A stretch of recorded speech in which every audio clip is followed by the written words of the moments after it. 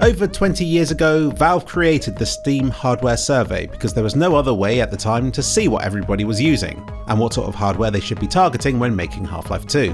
Turns out it's been good for more than just that game, and I suspect over the decades it has helped thousands and thousands of other titles and developers to optimise their games for the types of setups that most of their audiences are using.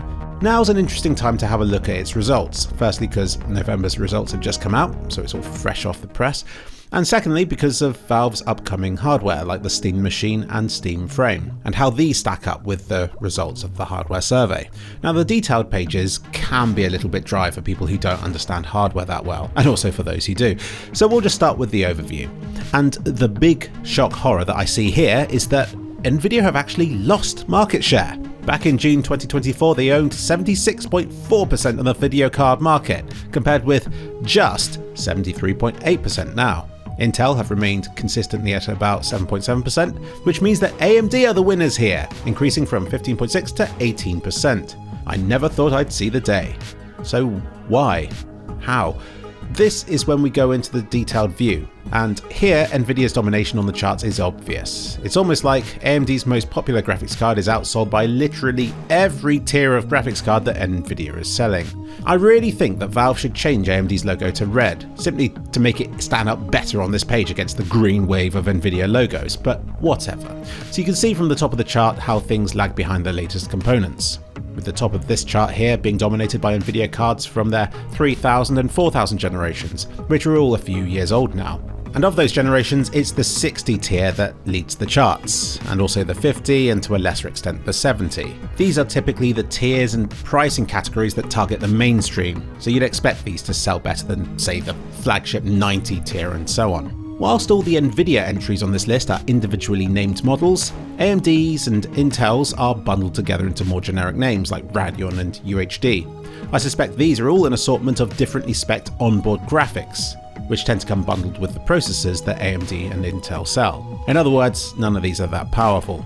If that's the case, then AMD's most popular graphics card on this list is all the way down here, being the 4-year-old Radeon 6600, with 0.9% of the market share. That means that almost 1% of the gaming market is on the Radeon 6600. This is closely followed by the 7800 XT, which is a much faster and more recent card from AMD. The fastest growers on this chart are, rather predictably, the latest generation from Nvidia, being the 5070 followed by the 5060. Curiously, the 5050 is nowhere to be seen, and you'd imagine in a world of inflated graphics card prices, it would be a cheaper model like that would be popular, even if all the reviews slated it for being underpowered. So it's almost as though people are targeting more expensive and capable graphics cards than they used to. Looking at how the 5070 is doing, does this mean a 70 tier of card could soon top the Steam charts again? That's right, it isn't the first time it's happened. I quickly flicked back through the older surveys, and the top place has historically been held by cards like the 3060, the 1650, the 1060, quite cheap cards.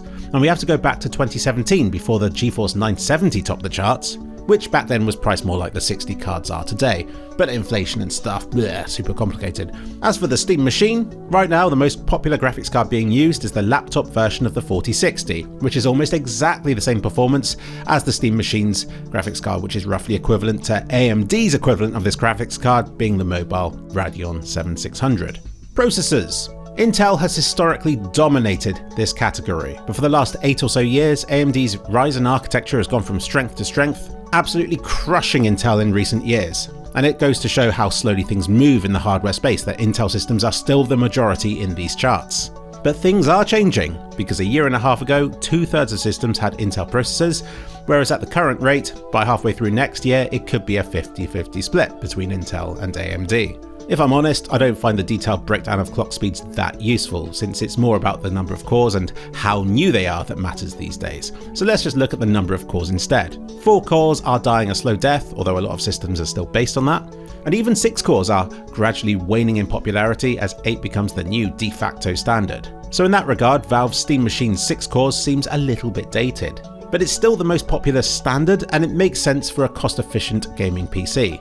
It's the minimum I'd consider if you're building a decently spec'd gaming system today, with 4-core being relegated to really budget builds. And even then, there's the assumption that you'd be able to upgrade it later if you needed to. Looking at memory now, 16GB of RAM and 8GB of VRAM is the current average, and that's exactly what the Steam Machine targets. But you can see looking at system RAM that 16 is on its way out, as 32 is rapidly gaining popularity. But given the very recent and ridiculous boom in RAM prices we're experiencing, this could throw a spanner in the works, and if I'm honest, I'm pleased that Valve has targeted the lesser amount with the Steam Machine, which should make their system less vulnerable to pricing fluctuations. Plus 16 is still a decent amount, especially given that it comes with dedicated VRAM as well.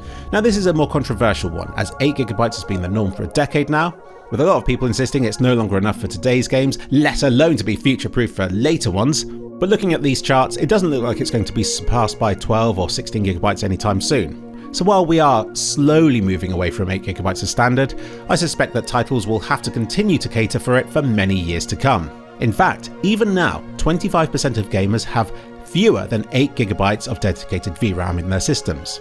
A quarter of gamers have less than 8GB. And I guess looking at the Steam Machine, it's those sorts of people who are on ancient or onboard graphic systems who will see value in upgrading to something like the Steam Machine, even if the rest of us are poo-pooing the 8GB as if it's no longer enough. Usually when I see tests proving that 8GB is no longer enough, they're done at ultra settings or with ray tracing on. So for VRAM not to be an issue on this device, you're looking at setting ray tracing options to a minimum, probably sticking to a blend of low and medium settings in the most demanding of games. But for the vast majority of games, that is, ones that are more than a few years old, you'll likely hit very decent settings at 1440p or even 4K, especially with some help from upscaling. I imagine if it's popular enough, then devs will target the Steam Machine's hardware as a minimum spec for games for the foreseeable future, keeping 8GB of VRAM relevant a while longer. And if your game needs more than 8GB of VRAM, then you're instantly ruling out more than half of your potential buyers. The Steam Machine comes in two varieties, 500GB and 2TB options. Going for the cheaper 500 is probably what would be most popular. It's a constrained but still workable minimum amount for an entertainment device.